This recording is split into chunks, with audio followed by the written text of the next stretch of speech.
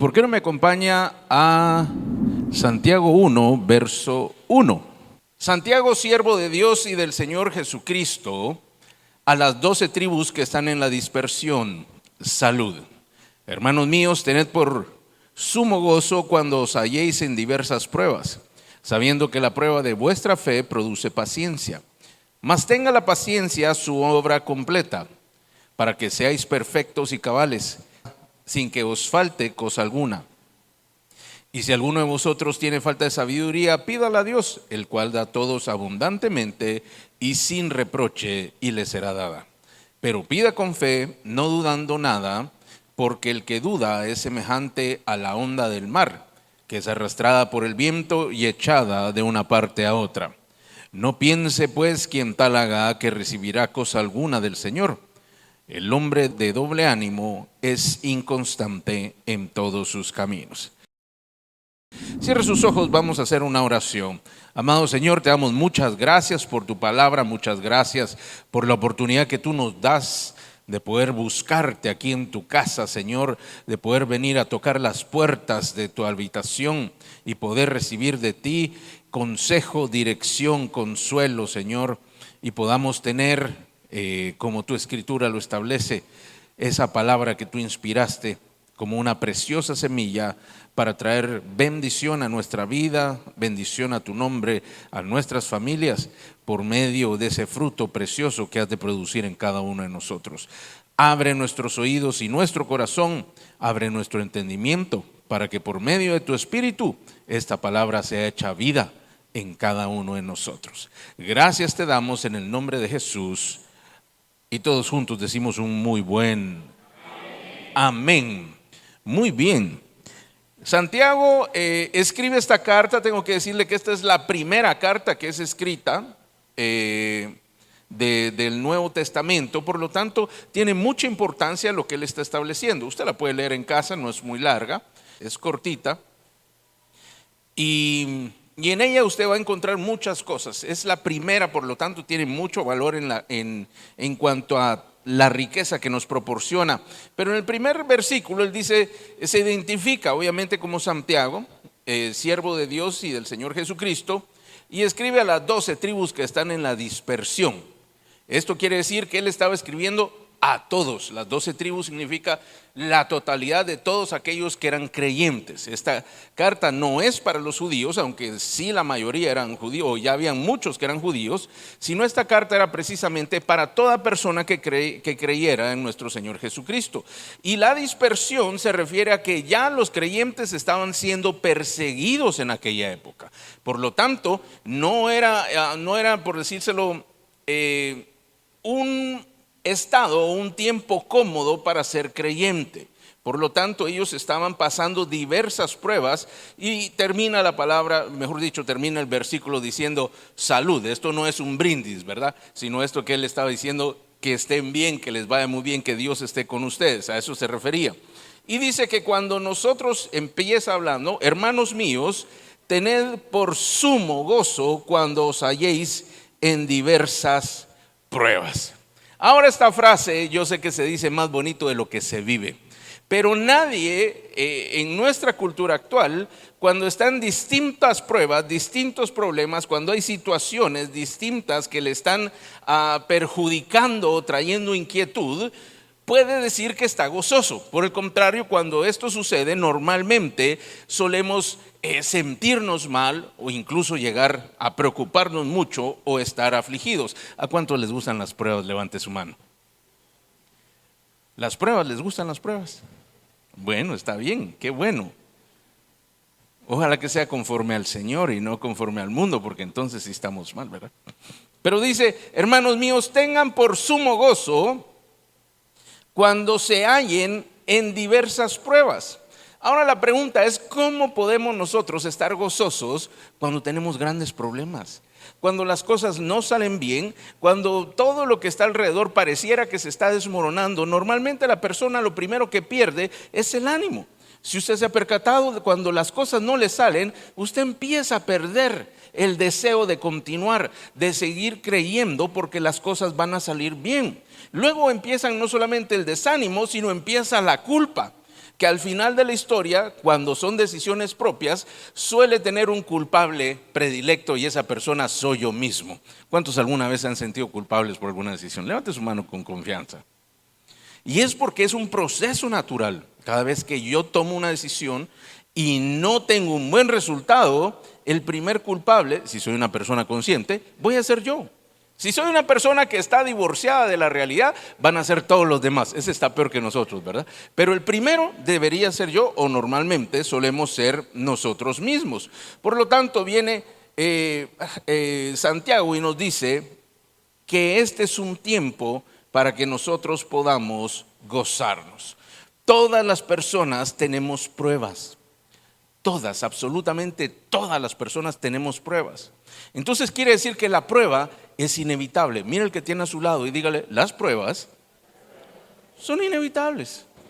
Pero dígaselo así con un tono como de misericordia, con un toquecito de lástima. Son inevitables, dígale. Mi amado, los problemas son inevitables. Si usted no tiene problemas, muy probablemente usted está a punto de entrar a un problema. Si usted no tiene un problema, muy probablemente usted no sale de su casa. Pero le puedo decir que dentro de algún tiempo va a tener problemas por no salir de su casa. Usted no se relaciona con nadie, pero muy probablemente dentro de poco tiempo va a tener problemas por esto. Usted no se pelea con nadie, porque muy probablemente no se relaciona con ninguno, ¿verdad? Y eso quiere decir que más adelante va a tener problemas. Pero todos nosotros enfrentamos lo que llamamos problemas. La Escritura lo llama también pruebas. Porque no solamente es un problema, la diferencia de nuestra palabra con lo que la Escritura dice es que el problema para nosotros es como algo malo de lo cual me tengo que deshacer. Pero en la Escritura, la prueba quiere decir que hay algo que está siendo examinado, probado, hay algo que está verificándose. Santiago viene y dice, cuando se hallen en esto, estén alegres, estén contentos. La verdad es que para nosotros es una contradicción, porque los problemas nos suelen traer tristeza, desánimo. Pero dice Santiago que debería tener, no, sumo gozo, dice. Gran gozo, gran alegría. ¿Se imagina usted una persona que viene y de repente está parado en el tráfico, en el semáforo, y viene una mula y le pega al carro y lo deja inservible? Y la persona sale del carro, gracias a Dios que estoy bien, pero qué prueba tan linda, qué bendición, estoy en un gozo tan... Para nosotros eso es algo que no se puede comprender. Por lo tanto, quiere decir que nuestro punto de vista muy probablemente, sin el muy probablemente, es diferente al punto de vista de Dios con respecto a los problemas que hay en la vida. Se lo voy a poner de otra manera. Cuando una persona empieza un proceso de aprendizaje, ya sea desde el kinder, la primaria, la secundaria, la universidad, la maestría, el doctorado, lo que sea, siempre hay pruebas o exámenes. Y cuando uno no estudió y le dicen vamos a hacer un examen, eso es de gran tristeza, ¿verdad? Eso dan ganas de salir corriendo y uno ausentarse y justificar la ausencia para tener tiempo para prepararse. Pero el que estudió normalmente se pone contento. Normalmente, dije yo. ¿Cuántos fueron buenos estudiantes? Pero buenos estudiantes de verdad, o son buenos estudiantes, pero de verdad. No solo que ustedes se consideren buenos estudiantes, sino que todos saben que son buenos estudiantes. Sí, porque yo puedo decir que soy buen estudiante y mis notas son de 3,5, ¿verdad? Pero soy bueno para mí. Pero me refiero que de verdad buenos estudiantes. ¿Cuántos se alegraban cuando tenían semanas de exámenes? Bajan, ¿se da cuenta? Entonces normalmente depende del enfoque de la persona a la prueba que tenga por delante, así va a ser su reacción. Quiero decirle que, voy a continuar y después le digo el resto. ¿Gozo en las pruebas? Pero sí en tipo de pregunta, ¿gozo en las pruebas? Las pruebas son indicadores de desarrollo. Si estoy en una prueba, tengo la oportunidad para algo. Diga conmigo, las pruebas son indicadores Son termómetros. Me avisan, me dicen si estoy desarrollando. Entonces las pruebas no son tan malas. ¿Sabía usted qué sería usted sin las pruebas que ha vivido?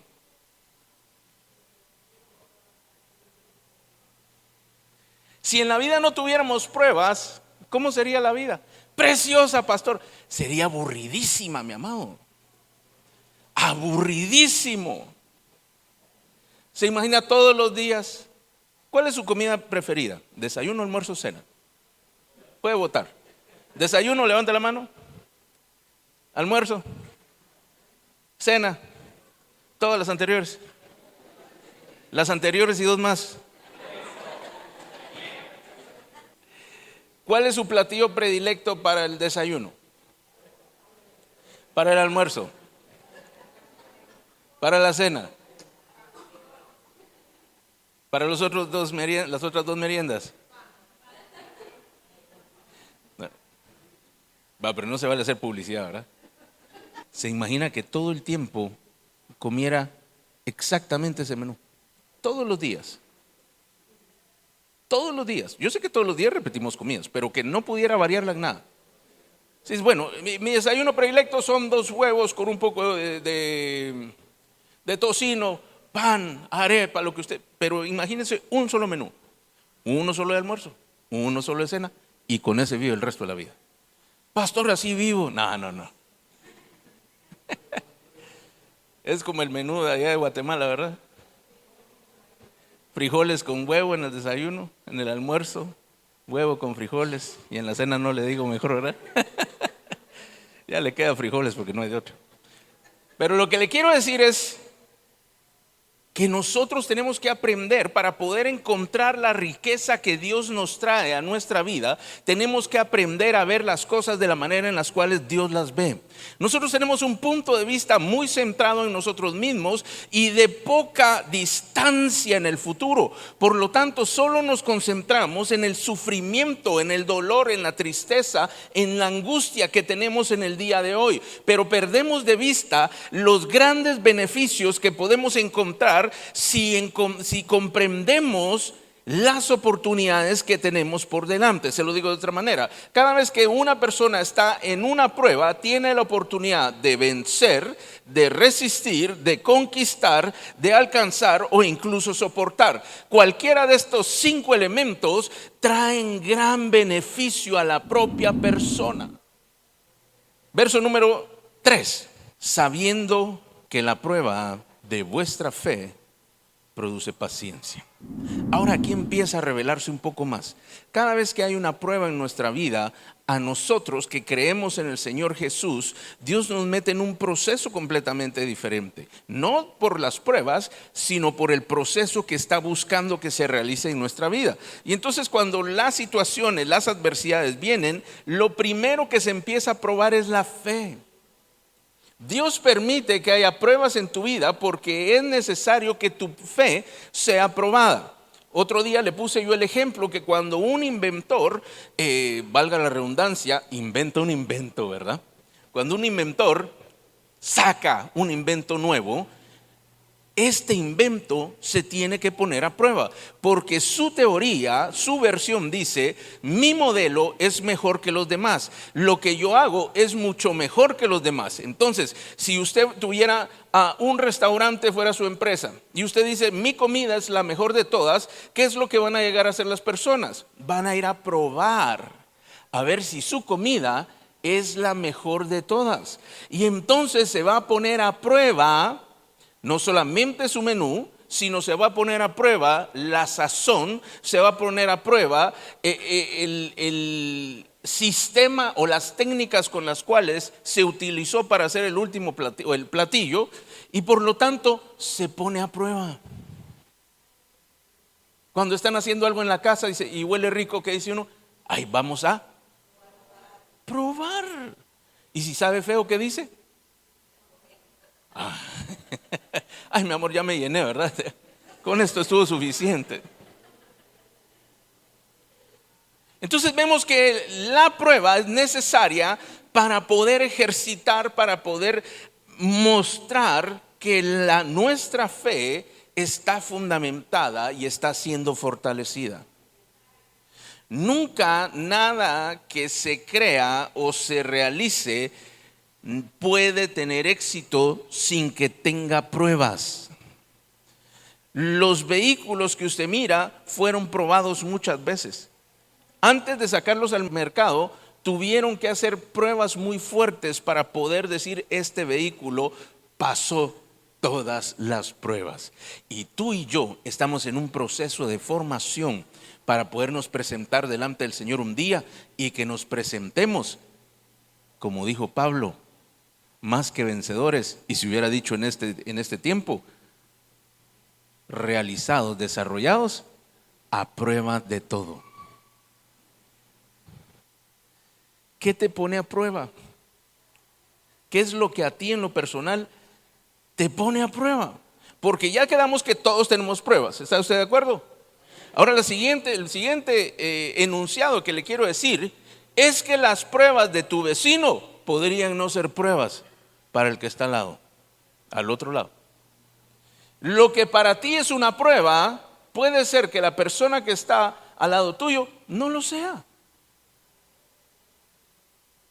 Cuando nosotros vamos delante del Señor y le he dicho: ay Señor, ya no aguanto este problema, esta situación, ¿por qué tantas pruebas? Seguramente me vas a cambiar el nombre y ahora no me llamaré Jaime, sino me vas a llamar Job.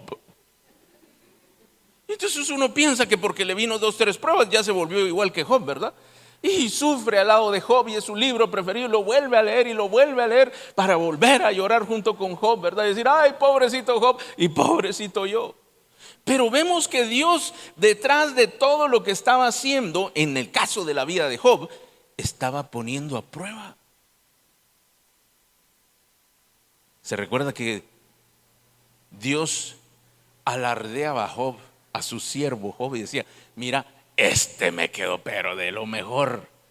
E incluso un día que iba pasando por ahí Satanás: vos cachudo y coludo, vení, le dijo, te voy a enseñar, mira este modelito que hice. Este Job, ya viste cómo quedó Job, ya viste a mi siervo Job. Y entonces Satanás, como siempre, empezó a meter cizaña y le dijo: de plano, ¿cómo no? Perdón, estoy hablando muy en español, es que tengo 2 hermanos aquí de español guatemalteco, entonces me están haciendo interferencia en mi mensaje. Son bromas, en el lenguaje del mensaje. Entonces le dijo: ven, míralo, ¿cómo no va a estar él bien contigo si le has bendecido en todas las cosas? Pero ahora toca las bendiciones que él tiene y vas a ver cómo reniega de ti. ¿Y sabe qué dijo Dios? No seas mala gente, no lo haga. No, le dijo: pruébalo, pero no toques su vida. Y le vinieron una de problemas, mi amado. Problema tras problema tras problema. ¿Alguna vez ha estado así? Problema tras problema tras problema. Como decimos, que llueve sobre mojado, que usted sale con una sonrisa a la calle pensando que todo va a estar bien, y de repente empieza a suceder todo lo que usted no esperaba y todo lo que usted no quería. Así fue ese tiempo para Job. Pero Dios tenía un propósito. Y mire que después de que sucedieron todas estas cosas, no le voy a contar la vida de Job, ese sí usted lo puede leer hoy en la tarde y probablemente en la noche, porque tiene creo que 42 capítulos, ¿verdad? Entonces vemos cómo Dios puso a prueba a este hombre y cómo por medio de las pruebas Él genera tiempos de victoria, tiempos de conquista, tiempos de alcance, tiempos también de resistencia. Verso número 3: sabiendo que la prueba de vuestra fe, ya quedamos que la fe es la que se pone a prueba, produce un fruto muy lindo, que yo sé que a usted como le gusta, y que se llama paciencia. Entonces, mire pues cómo empieza a surgir todo, a como lo dijo Santiago. Número 1, hay que estar contento, hay que estar gozoso, hay que tener sumo gozo. Cuando hay un problema, ¿usted cómo se pone? Triste, a llorar. Ay, le pasó algo, no, pero ¿por qué? Y lo primero que se hace es que le empieza uno a recriminar a Dios. Pero es que Dios, ¿por qué no me hizo? Si yo, ahora que voy a la iglesia, ahora que ya no estoy haciendo lo malo, ahora me vienen estas pruebas. Yo ya le dije que todos tenemos pruebas. ¿Sabía usted? Muchas veces las personas dicen, es que me acerqué a Dios y me vinieron pruebas. No, ya tenía pruebas, solamente que no se había dado cuenta. Y esperó que estando cerca de Dios ya no hubieran pruebas. Pero es que jamás Dios dijo que no iban a haber pruebas. Al contrario, dice que tu fe va a ser puesta a prueba. Ah, pastor, qué mal negocio. Es que no he terminado el trato, permítame un momentito. Pero entonces, como Dios permite estas cosas, la buena noticia es que Dios no nos deja solos en estos procesos. La mala noticia para aquellos que no conocen al Señor es que las pruebas vienen y como no se acercan a Dios, están solos en las pruebas. Pero tú y yo que tenemos al Señor, nosotros tenemos al Señor, la ayuda de Dios y por supuesto que Dios todo lo puede y todo lo sabe y Él está a nuestro favor. Ahora, el hecho que una prueba, ¿se acuerda que le dije que suceden 5 cosas? Usted puede tener una victoria, usted puede tener un gran alcance, usted puede tener una conquista, usted puede resistir y usted también podría soportar una prueba. Porque hay pruebas que son para conquistar y hay otras que son para resistir.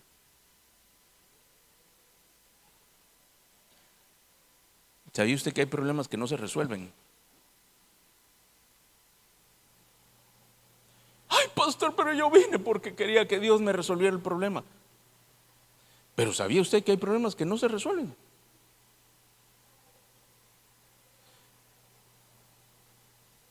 Hay otros que sí. Ya hay conquista, ya hay victoria.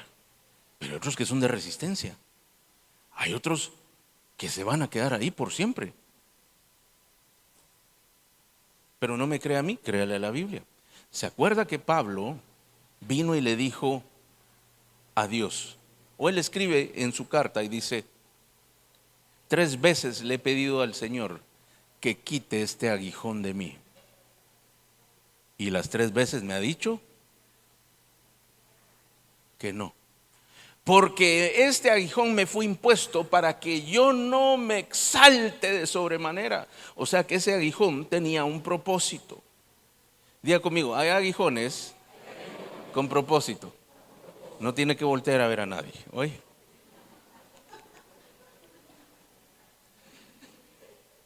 Mi amado, hay cosas, incluso hay personas que están puestas a tu lado para que a ti no te pase algo peor. ¿Dónde están los varones? A los varones me van a entender mejor.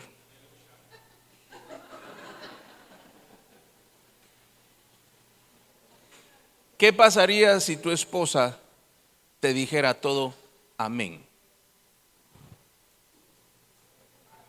Sería un desastre, mi amado.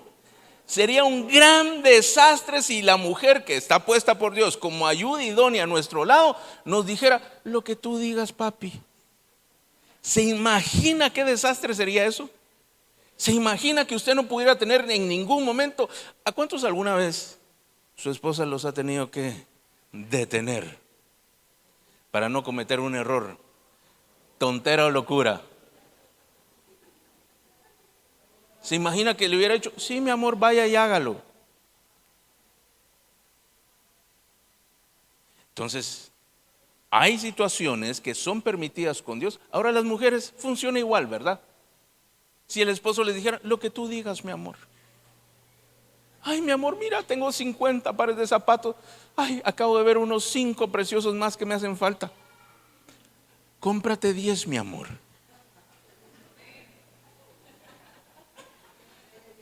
¿Sabe cómo sería su economía? Un desastre. Con muchos, parecería 100 pies, ¿verdad? Con muchos zapatos, pero un desastre. Entonces dele gracias a Dios porque tiene un hombre que está ahí a su lado y que no permite que todas esas cosas malas sucedan, ¿verdad?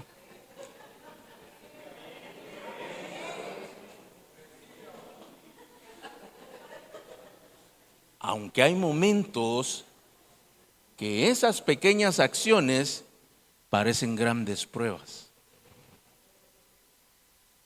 Es que no me entiende. Es que yo lo necesito. No, es que no sabe de lo que está hablando. debería sujetarse. Entonces vemos que hay situaciones que son complicadas, mi amado.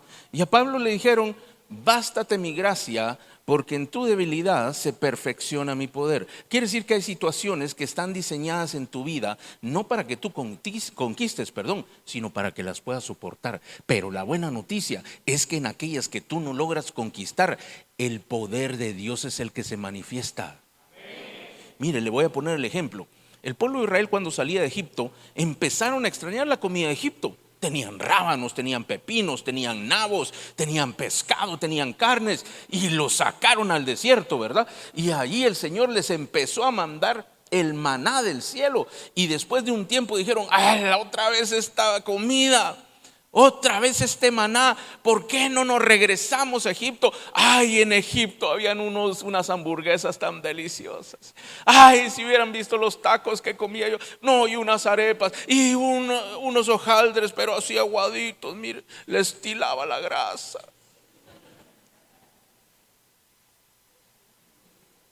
Y comían, el maná era como unas pequeñas hojuelas y sabía a miel, era dulcito. Y aquellos acostumbrados al chicharrón, y en el desayuno solo imagínense un cornflakes, unas hojuelitas livianitas con sabor a miel. Claro, ellos podían prepararlo de distintas formas, pero lo que le quiero decir es que al final solo esto era lo que tenían. Pero ahora viene la parte interesante: no tenían que trabajar para comer. ¿Ya vio la diferencia desde el punto de vista de Dios? Allá eran esclavos. Sí, qué rico los nabos de la esclavitud. Ah, qué rico los pepinos del cautiverio. Pero aquí ya no tenían aquello, pero tenían algo mejor. Ni trabajaban, mi amado.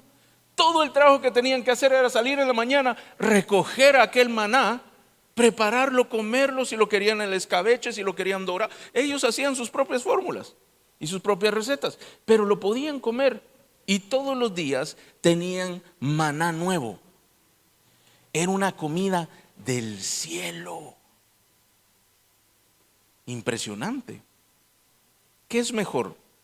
Que usted viva satisfecho por sus conquistas y que le puedan dar lo que puede lograr, o que viva dependiente de Dios obteniendo las conquistas que Dios le ha preparado? Entonces dice que nuestra fe produce, la prueba de nuestra fe produce paciencia. Dice: el resultado de tener éxito en la prueba es paciencia, porque la prueba por sí misma no produce paciencia, pero el éxito de la fe en medio de la prueba produce paciencia. ¿Ha visto una persona que tiene un problema nuevo, que es la primera vez que tiene ese problema? Y normalmente van a buscar a una persona que ya sufrió ese problema. Le voy a poner el caso de las mamás que son por primera vez mamás, ¿verdad? Y entonces se imagina una mujer joven y un esposo joven, y de repente el niño o la niña se le empieza a poner rojito. ¿Qué es lo que hace? Tenemos que ir rápido al doctor. Y el niño se pone, ahora está moradito. ¿Qué será? Y lo mandan al hospital, y en el hospital, ya sabe usted que son especialistas, sáquenle sangre, háganle exámenes, métanlo al ¿cómo se llama? Donde le hacen a la tomografía, ¿verdad?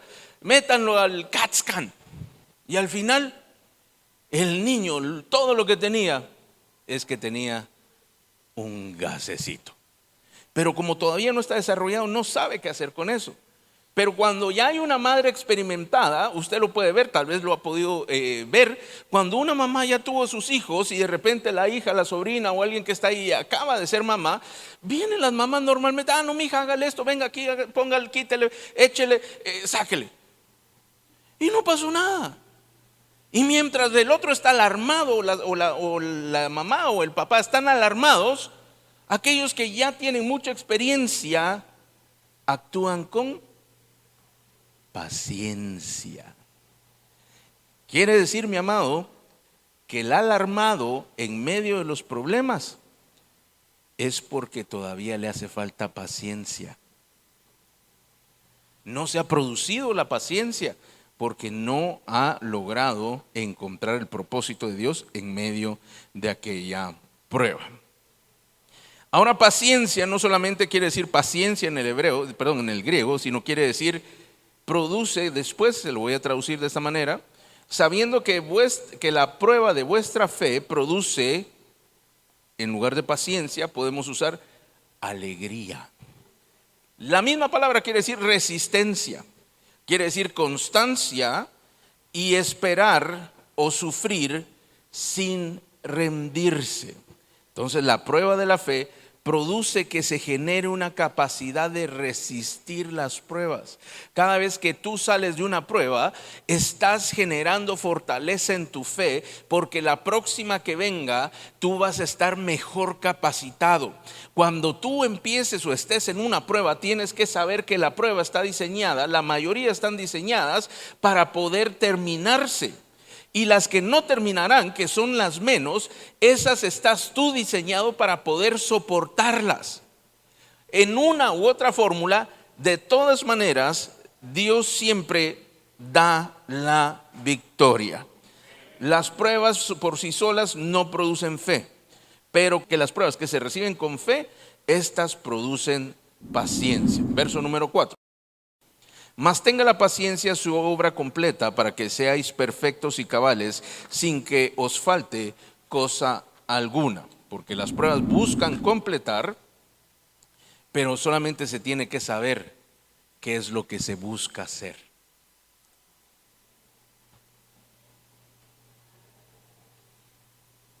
Si una persona le está yendo bien en su trabajo, un amigo suyo, y de repente hicieron un recorte de personal, y él fue uno de los escogidos, pero no para quedarse, sino para que se fuera, y llega con usted y le dice: ¿qué hago? ¿Qué le diría a usted? ¿Cuál sería su consejo? Mira, lo primero que tenés que hacer es tu hoja de vida y ponerla bonita. Y está bien, esas cosas se hacen y son buenas. Yo conozco una de estas empresas que lo divulgan y te consiguen el empleo. Eso también está bien, pero en general, si nosotros podemos empezar a ver las cosas como Dios las ve, y cuando alguien se acerca para pedir un consejo, entonces nuestro consejo empieza a cambiar conforme a la visión que nosotros tenemos. Mira qué bueno, porque ese trabajo seguramente Dios puede darte uno mejor. Qué bueno que terminaste con ese trabajo porque no te daba tiempo para que fueras a la iglesia. Y entonces vienen otro tipo de maneras de verlo, y podría ser que coincidamos con el de Dios, mientras lo llegamos a comprobar al 100%. Pero en medio de todo esto, cuando hay momentos de prueba, se tiene que comprender que la fe es la que está al centro del escenario. Verso número 5.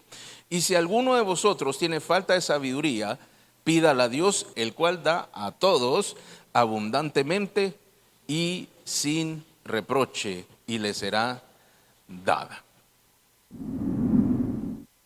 La sabiduría no es conocimiento, no es académica, es la manera de aplicar lo que sé a la situación de manera correcta.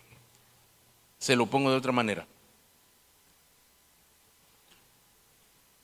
Si usted mira a una persona triste, ¿qué es lo que usted haría? Le cuento un chiste, pastor. Y probablemente la persona se ría, pero no le quita la tristeza. Y si usted cuenta un segundo chiste, probablemente se ríe otro poquito. Pero la mayoría de personas van a reaccionar mal, dependiendo del grado de tristeza, ¿verdad? Por eso dice que uno tiene que llegar a alegrarse con los que se alegran y llorar con los que lloran. Esto es sabiduría de Dios. Pero cuando yo llego a hacer un chiste en una situación donde hay tristeza, probablemente la persona no lo va a recibir bien. ¿Alguna vez ha tratado usted de contentar a una persona que está molesta con usted? Y usted lo quiere hacer como con gracia, ¿verdad? No, hombre, pero no te enojes, porque la persona se enoja más. Mira, hombre, ay, tan delicado y tan delicada que sos. Si el otro día me hiciste una peor, la persona se enoja más.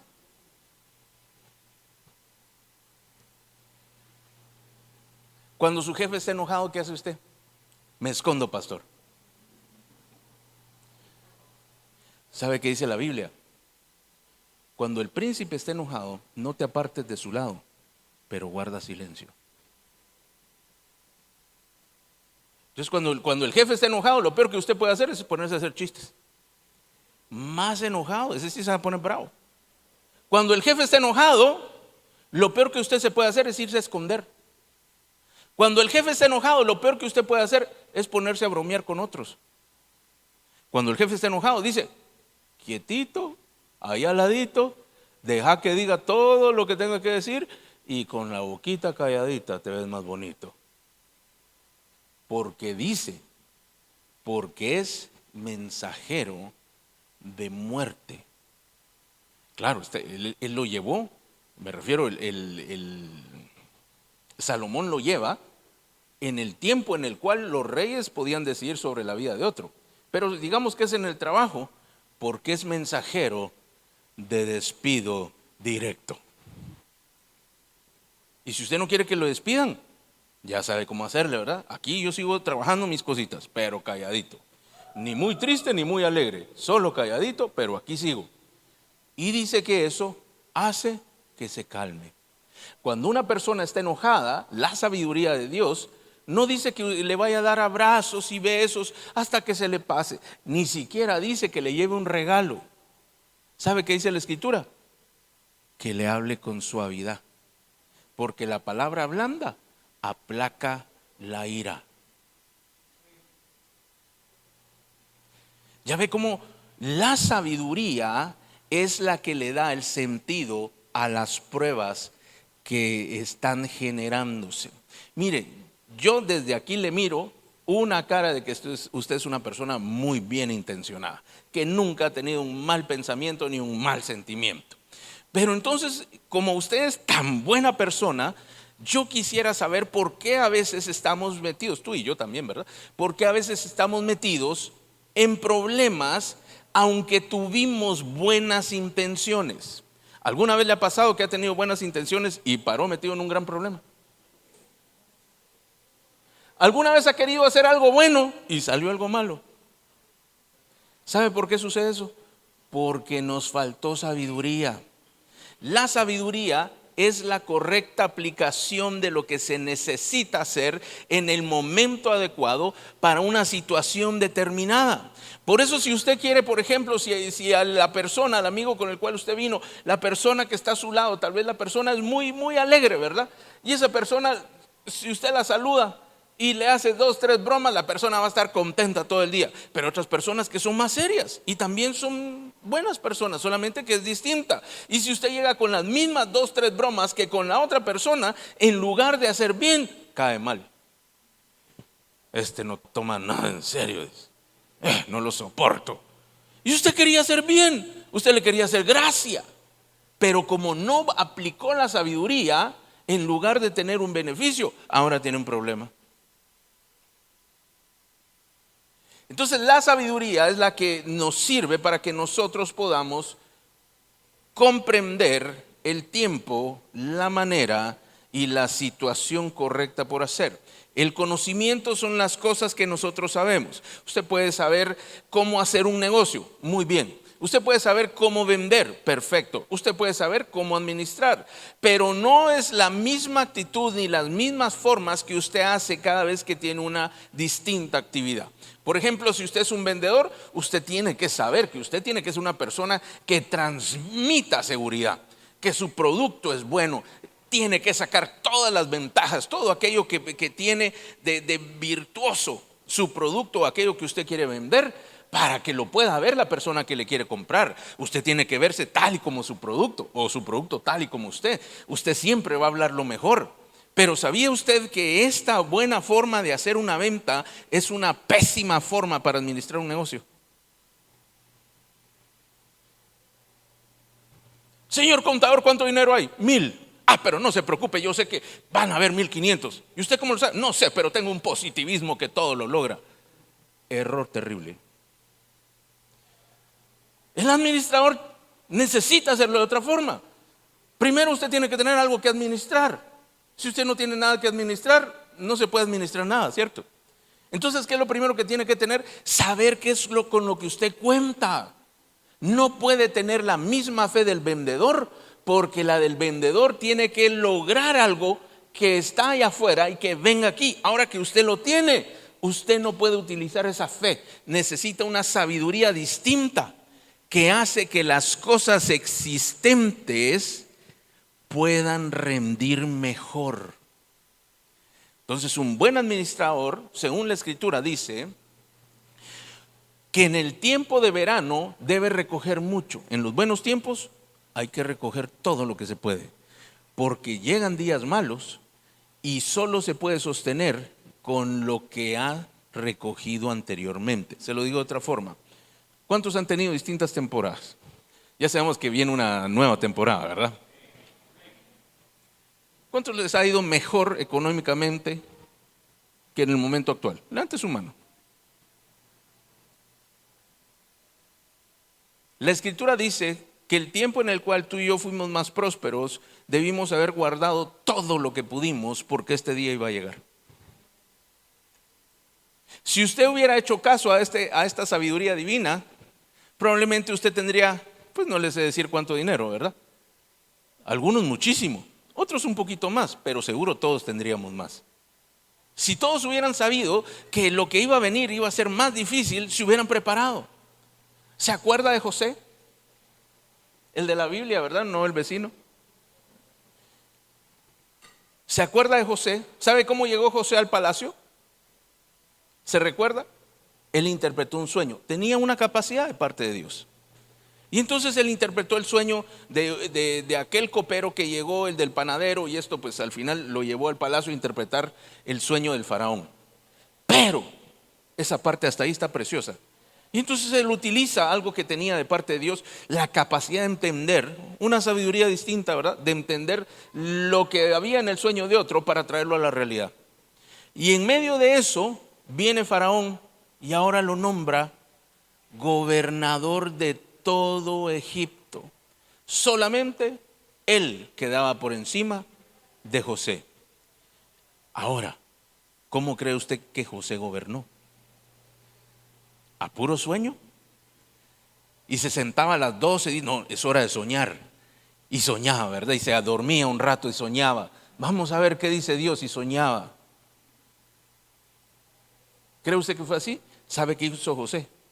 Cuando él interpreta el sueño y le dice, Faraón, ¿sabes qué es lo que necesitas? Necesitas una persona que pueda recoger todo, que pueda administrar, que pueda recoger todo el grano en estos primeros 7 años. Recuerda que eran 7 años de vacas gordas y 7 años de vacas flacas. Y el sueño decía que las vacas flacas iban a ser tan flacas que aunque se comieran a las gordas, iban a caer flacas, ¿verdad? Todos quisieran una dieta de esas, pero todavía no la han inventado. Que no importa cuánto coma, de todas formas se quede flaquito. Entonces y entonces le dice, tienes que poner a alguien que pueda hacer esto. Y entonces el faraón dice, pero ¿quién mejor que tú? Le dice. Ahora José pasa a una segunda etapa. A él ya no le iba a funcionar el poder interpretar sueños. Él no le iba a funcionar lo que lo había llevado ahí. Ahora él se puso a hacer algo muy distinto. ¿Y qué fue lo que hizo? Dice que salió por todo el imperio, por todo el reino, y empezó a recoger el grano. Empezó a recoger el grano. Ya lo sabíamos, eso lo podía hacer cualquiera. Pero en la segunda etapa, dice la Escritura, que empezó a escasear ya la comida. En el segundo año. Y entonces todos empezaron a necesitar el grano. ¿Y sabe qué hizo José? Se los empezó a vender. Y después de que había vendido el grano, ahora tenía todas las riquezas y seguía habiendo hambre y la gente tenía que seguir comiendo. ¿Y sabe qué hizo? Cuando la gente llegaba con él, y ahora como ellos ya no tenían riquezas, les empezó a comprar las tierras. Los dejó a ellos viviendo en las tierras y trabajando en las tierras. Pero ahora eso les iba a costar a ellos el 20% de todo el grano que ellos cultivaran. Mi amado, un negocio perfecto. Se mantenía solito. Al final de la historia, el faraón era dueño de todo, y le generaban, todos los demás le generaban ingresos. El 20% de todo estaba ganando. Dígame si no hay una diferente forma de verlos. La sabiduría es la que permite que José logre esta conquista. No fue la intervención de algo sobrenatural, fue una capacidad de aplicar el conocimiento que ya tenía de la manera correcta, en el momento exacto, en la situación correcta. Ahora ya vamos a terminar, por favor, pase. ¿Cuántos errores hemos cometido tú y yo?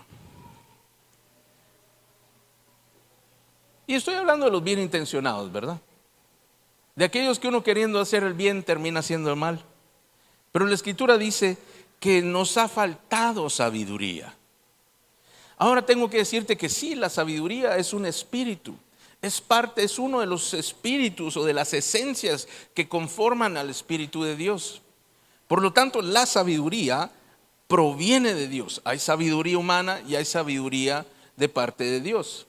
Y el verso número 5 dice: y si alguno de vosotros tiene falta de sabiduría, pídala a Dios, el cual da a todos abundantemente y sin reproche, y le será dada.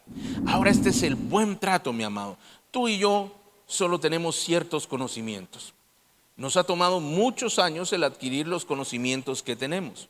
Y a veces es difícil el poder aplicar algún conocimiento específico para cierta situación y tiempo determinado. Como tú sabes, yo de profesión soy abogado, pero por vocación y por llamado soy pastor. Y para términos económicos o de sostenimiento de mi hogar, soy empresario. Ahora se imagina que cuando usted necesita un consejo del pastor, yo le vengo a dar uno de abogado. Y usted viene y me dice: ay, pastor, ¿qué hago? Ya no aguanto a mi esposo. Y entonces saco yo mi faceta de abogado y le digo: divórciese, se lo cobro barato, ese bandido se lo merece, porque soy abogado.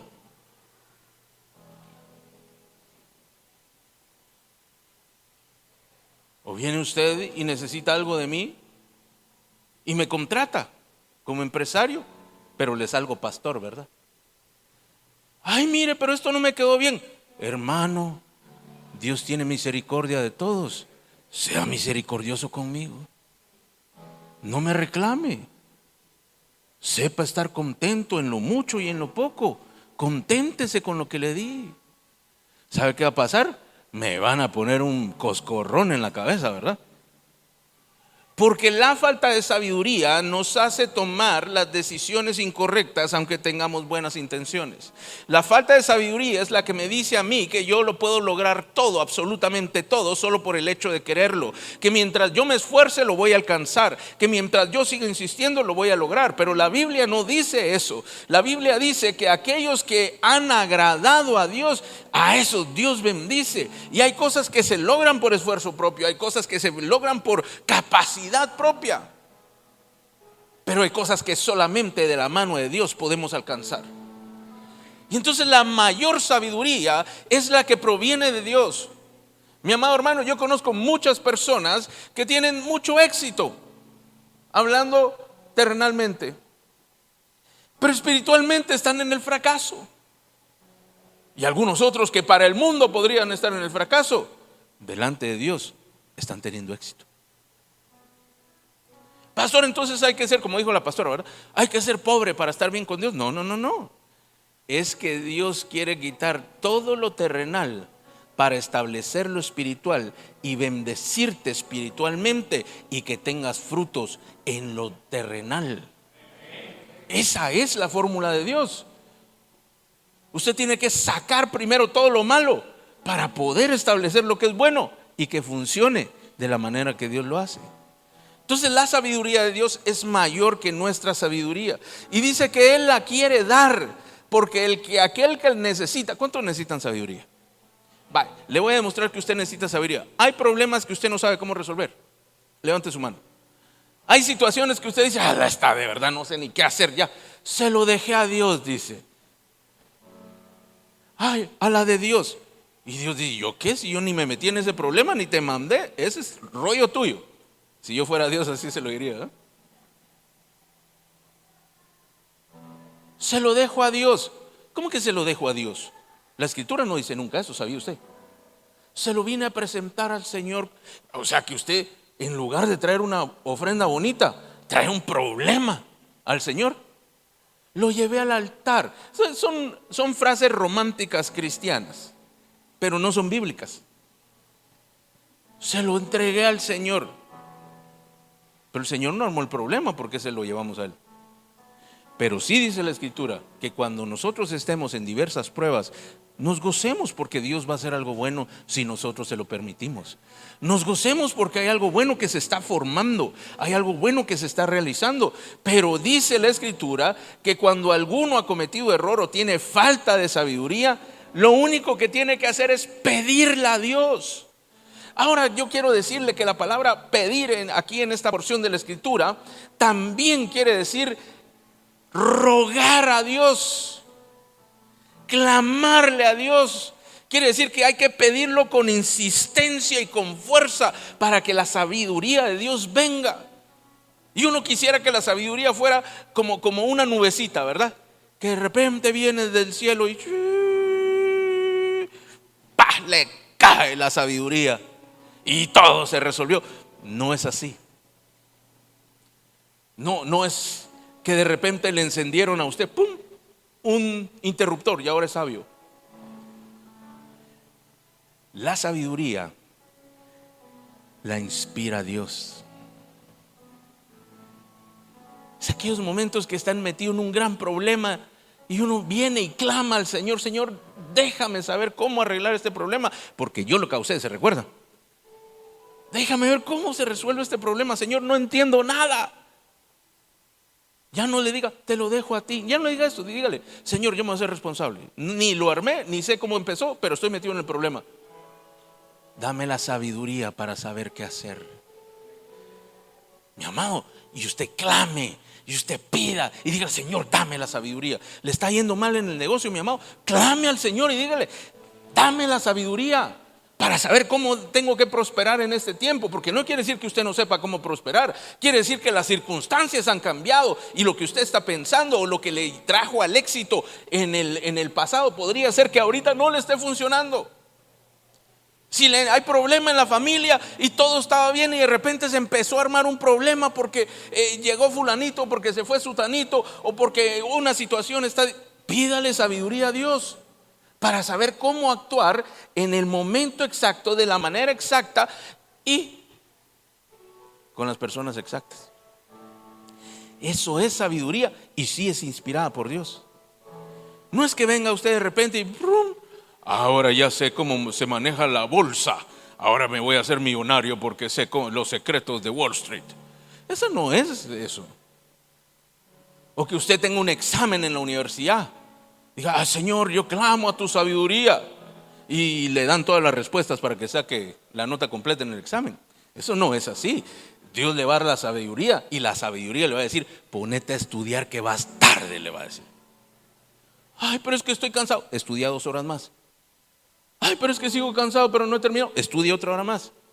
Ay, pero mañana yo tenía un compromiso. Cancela el compromiso y sigue estudiando. Esa es la sabiduría.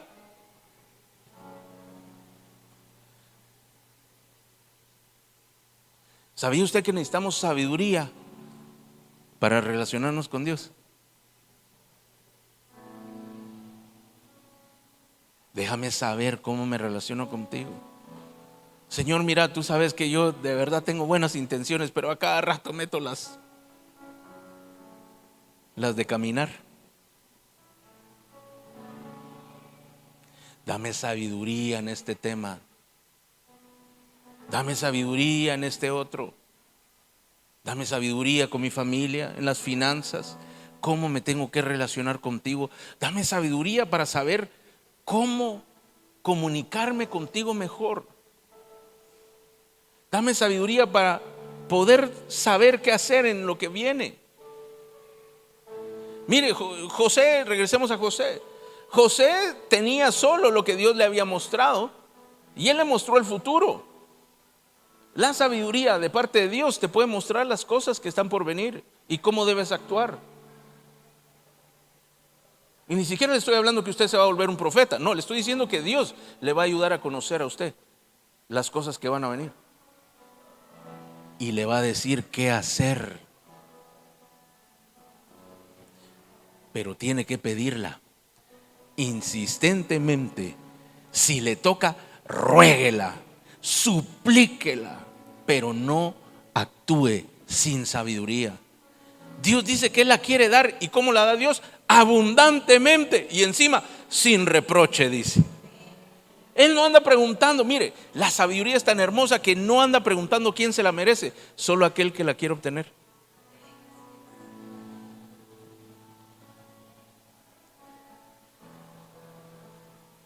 Verso número 6, y ahora sí terminamos.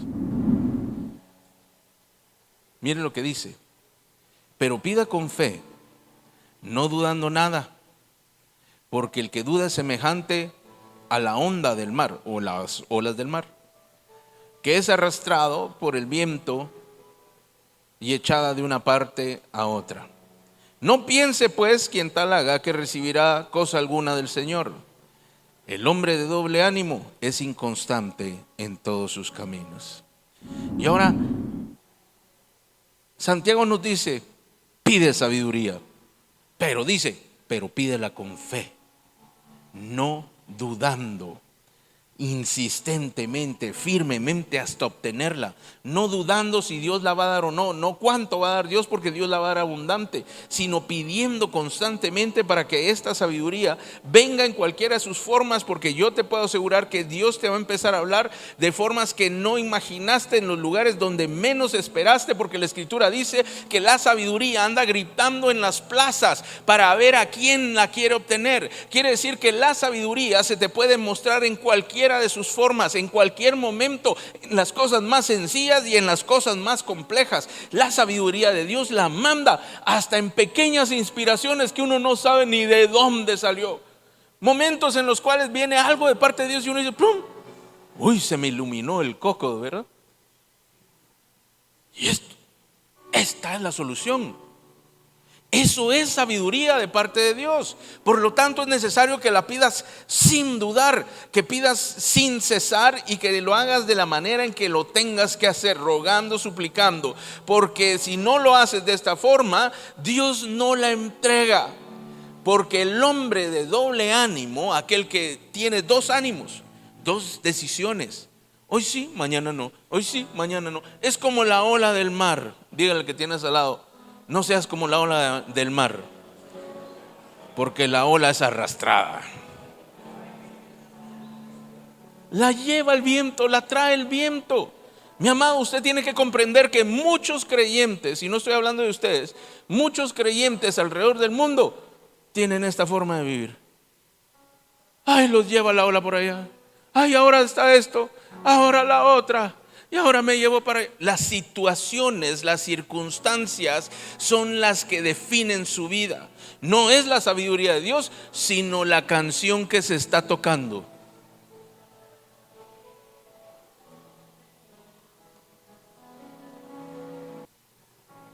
La sabiduría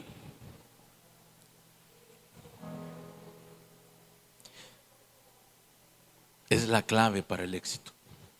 El espiritual y el terrenal. La sabiduría proviene de Dios y todo lo que tienes que hacer es pedirla. Dios la va a dar abundante y sin reproche, dice la Escritura.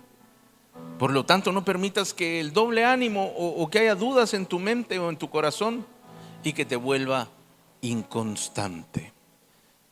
Mi amado, si hay algo en tu vida que ha sido inconstante, es decir, que haces y baja, sube y baja, logra, no logra, viene y va, ahí te está haciendo falta la sabiduría de Dios. Este comportamiento de doble ánimo no logra nada. Este es como el que un día le va al Real Madrid y al otro le da al Barcelona. Un día se pone la gorra de los Yankees y la otra se pone la de los Dodgers. Ese no logra nada.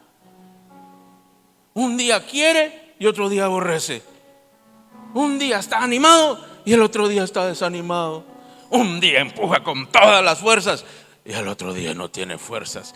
Ahí hay falta de sabiduría. Ya le dije yo que no estoy juzgando ningún corazón. Que no se trata de que, ay no, es que tiene un mal corazón. No, tiene dos pensamientos dentro del mismo. Es un problema. Sí o no, sí o no, sí o no. ¿Se imagina que usted dijera, hoy sí como, mañana no como? Bueno, sí conozco algunos así, pero hoy sí como, mañana no como. Hoy sí hago ejercicio, mañana no hago ejercicio. ¿Sabe qué pasa con esas personas? No logran nada. ¿Se imagina que usted fuera a trabajar hoy y mañana no? Y el martes otra vez no. Y el miércoles sí. No va a lograr nada, ni avanza en el trabajo, ni va a tener trabajo. El hombre inconstante, y esta es una sentencia terrible, el inconstante no logra nada. No se pelee conmigo, ahí está Santiago, que fue el que lo dijo. El que no es constante no lo logra, mi amado. Si siendo constante cuesta, se imagina un paso para adelante, otro para atrás, uno para adelante, otro para atrás, y no es coreografía, ¿verdad? No logra nada, ni avanza ni retrocede. Por eso parte de la sabiduría es que usted permanezca buscándola siempre. Siempre. Que no se detenga, que no se dé por vencido, que permita que Dios le traiga sabiduría. Mi amado, esto no tiene nada que ver con su capacidad, tampoco tiene que ver con sus deseos. Tiene que ver con que Dios le ayude a hacer lo correcto en la situación adecuada, en el momento adecuado. Y si usted hace eso, nosotros le llamamos éxito. ¿Cuántos quieren que les vaya mejor en su vida? ¿Cuántos creen que Dios les tendría que dar un poquito más de sabiduría? Así que ¿por qué no se pone de pie por un instante y vamos a orar? Yo quiero que usted pueda pensar en usted mismo. No se ponga a pensar en los demás y, ay, cómo no me traje a mi esposa para que escuchara la prédica. Cómo no vino mi tío, cómo no vino mi hermano. Hoy piense en usted. Y sepa usted que lo que Dios hoy le está diciendo es que usted ya tiene el corazón correcto. Probablemente tiene los pensamientos correctos, pero te falta la fórmula perfecta para llegar a obtener el resultado que Dios buscó para ti. Y ese es a través de algo tan sencillo que se llama sabiduría. Ya le dije yo que la sabiduría no es el conocimiento. El conocimiento es algo que usted tiene en su mente. El conocimiento es lo que usted ya sabe hacer. Pero la sabiduría es la que le da la medida exacta de cómo hacerlo. A veces nosotros nos distorsionamos y empezamos a tomar decisiones distorsionadas. ¿Qué le quiero decir? Si usted fuera un cocinero, usted fuera un repostero de los que hacen postres, probablemente al repostero le gusta mucho el dulce. No conozco, o sería un poco contradictorio que hubiera reposteros que no les guste el dulce. También les gusta lo salado, por supuesto. Pero lo que me refiero es que sin duda alguna su inclinación por aquello que es dulce es mayor que por aquello que es salado. Si no, sería un cocinero, un chef. Pero le gusta la repostería porque le gusta lo dulce, le gusta la decoración. Usted sabe que los postres tienen una decoración distinta que los platillos salados. Pero ante esta inclinación podría ser que empiece a tener un pequeño defecto, y es que le gusta tanto lo dulce que cada vez le mete más dulce, y cada vez le agrega más dulce, y cada vez le agrega más dulce. Si yo le trajera a un cocinero mexicano, le va a servir una comida que probablemente usted no se la va a poder comer, porque va a estar muy picante, muy rica, pero muy picante. Porque su paladar está distorsionado. Está bien para él. Y entonces si su platillo, sus decisiones suelen ser así, impulsivas, repentinas, es lo que siento en el corazón. Tal vez le echó demasiada azúcar. Y aunque a la persona le parece, está bien de azúcar, pero cuando viene la prueba o la da a probar, resulta que empalaga. Está rico, pero solo puedo comer un poquito. Si usted alguna vez ha dicho algo así de un postre, es porque tiene demasiado azúcar. Su cuerpo la está rechazando. Eso es empalagarse. Ay, pastor, pero tan rico que... Sí, sí es rico, pero le está haciendo mal. O aquellos que le echan mucha sal. ¿Ha visto usted que a veces hay comida súper salada? Y uno dice, bueno, está bien, y la vio en el menú y dice, qué rico que se mira. Y se la mandan, ¿verdad? Y un poquito y a tomar agua porque no pasa. Y si alguna vez usted se ha atrevido a decirle al cocinero, dígale al chef que su comida quedó salada, le van a tirar un par de libras encima de la cabeza si sale el chef. ¿No cree usted que es bienvenido? Normalmente los chefs, bueno, al menos a donde yo voy, ¿verdad? No sé usted a dónde va. Van a salir y decir, no, mire, yo ya lo probé, está buena.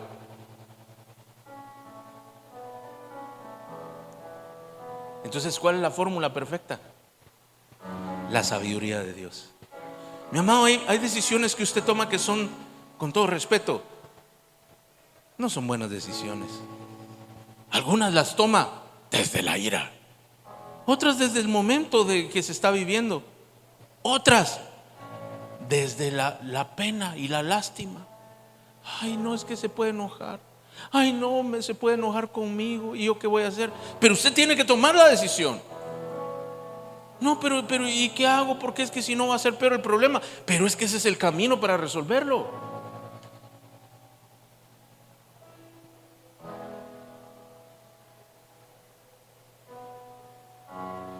¿Cuánto es mucho? ¿Cuánto es poco? Solamente la sabiduría se lo puede decir.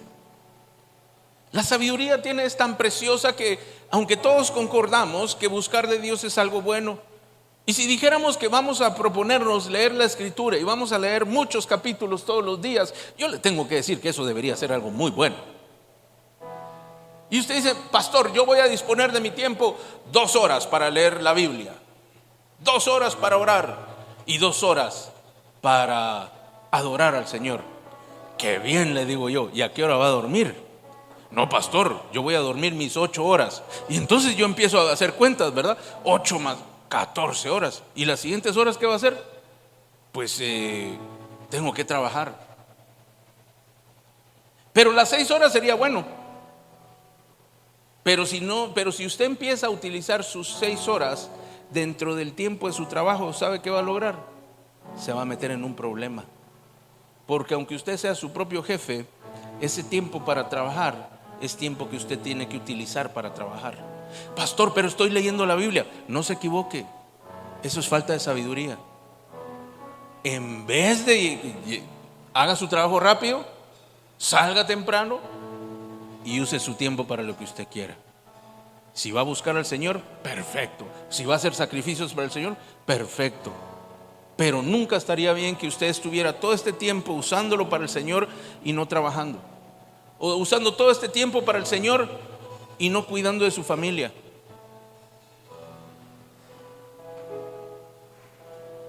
Porque qué hermano tan lindo y tan santo va a haber, pero la familia se le fue. Entonces la sabiduría nos permite hacer lo correcto con las personas correctas en el momento correcto. Esa es la sabiduría. Es la que nos dice, este es un momento de dar un abrazo, este es un momento de guardar distancia. La sabiduría nos dice con quién sí acercarnos y de quién alejarnos, que hay tiempos para estar cerca y otros para estar lejos. La sabiduría es la que nos permite conocer cómo Dios quiere que se desarrolle algo. Porque al final de la historia, lo que Dios busca es tu bendición, es tu beneficio. No que obtengas lo que tú quieres, eso no es lo mismo. Puede coincidir, pero no es lo mismo. Que tú seas formado, que tú seas fortalecido y que haya bendición detrás de todo lo que estás viviendo. La sabiduría es la que nos lleva al propósito de Dios. Así que esta mañana yo te invito a que tú puedas cerrar tus ojos y si te ha hecho falta de sabiduría, empiece reconociéndolo delante del Señor. Y dile al Señor: Señor, perdóname, mira, me ha faltado sabiduría, no he sabido qué hacer, he sido muy impulsivo, muy impulsiva, he sido muy descuidado, he sido muy indiferente ante las cosas, no me he tomado el tiempo para buscar una decisión correcta. Solamente lo que me viene al corazón, lo que me viene a la mente, reacciono conforme a la situación. Cuando me quieren agredir, yo agredo de vuelta. Cuando me dicen algo malo, yo ataco para atrás. Perdóname, Señor. Esta mañana es una buena mañana, una buena tarde, para que tú le hables al Señor.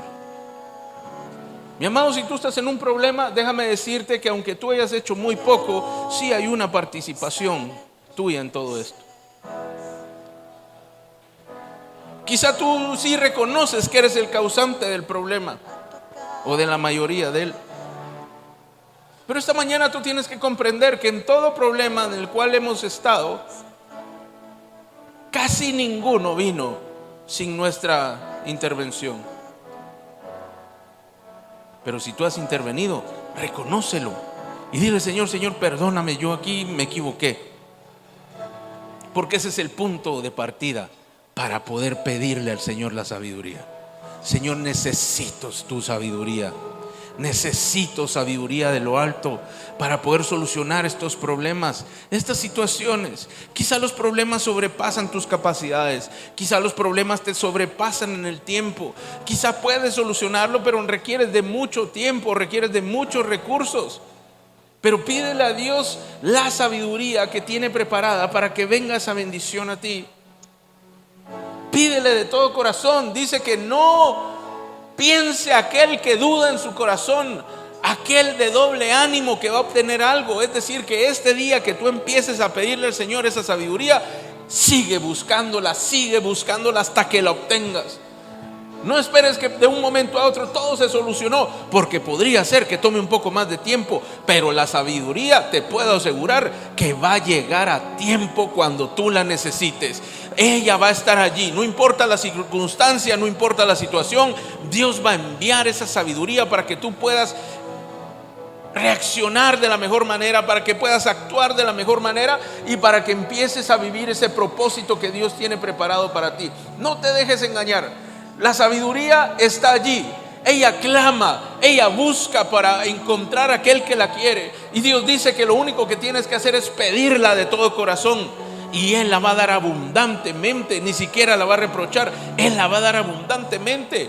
Si hay problemas en tu vida y no sabes qué hacer con ellos, este es el momento que tú tienes que pedir esa sabiduría. Y empieza a pedirla y no te detengas, porque tu éxito depende de la sabiduría de Dios, no la de los hombres.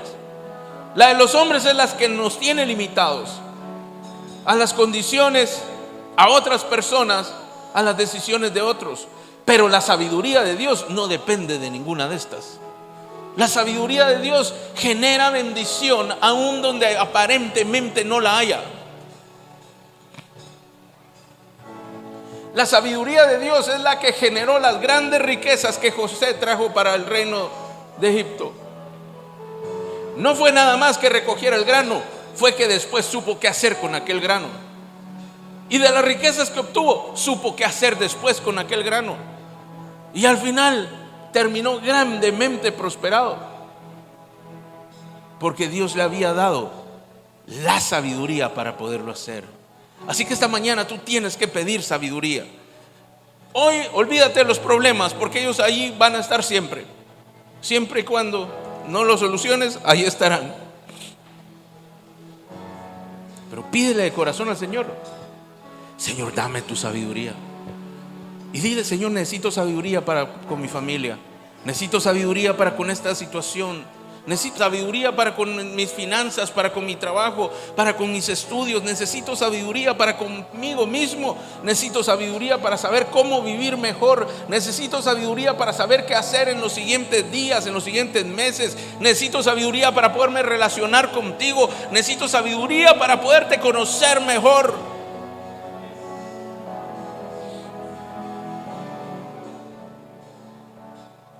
Levanta tus manos, porque dice que Él la da abundantemente y sin reproche. Pero el que la pida, que no dude, dice. No dudes. Pídela, pídela. No permitas que los pensamientos o la duda vengan. Salomón lo primero que pidió para poder gobernar bien al pueblo fue sabiduría. No fue poder, no fue fuerza, no fueron grandes ejércitos, ni siquiera riquezas. Pero todo eso lo obtuvo porque a Dios le pidió sabiduría. Y Dios se agradó cuando le pidió la sabiduría y dijo: por cuanto me pediste sabiduría para gobernar al pueblo, todo lo que no me pediste, yo te lo voy a dar, le dice. Vas a obtener esta sabiduría y todo lo que no pediste, yo me voy a encargar que tú lo tengas. Porque así funciona la sabiduría. Tú te encargas de hacer lo correcto, tú te encargas de hacer lo que Dios dice, y Dios se encarga de hacer aquello que tú estás esperando. Y no solamente lo que estás esperando, sino mucho más, incluso lo que no has pensado. Por eso la palabra dice que Dios da más, mucho más abundantemente de lo que podemos pedir o pensar. Pero tiene que actuar conforme a su propósito, conforme a su sabiduría. Por eso tu éxito no depende de ti, depende de que permitas que la sabiduría de Dios venga a tu vida. Levanta tus manos y deja que el Señor hoy traiga sabiduría. Pídele con tus palabras, pídele de todo corazón. Entre mayores problemas tengas, más deberías estar clamando. No me puedes venir a decir: pastor, es que tengo muchos problemas, no lo puedo hacer. No, entre más problemas tengas, más deberías estar clamando. Entre más difícil la situación, más deberías acercarte al Señor para que te dé su sabiduría.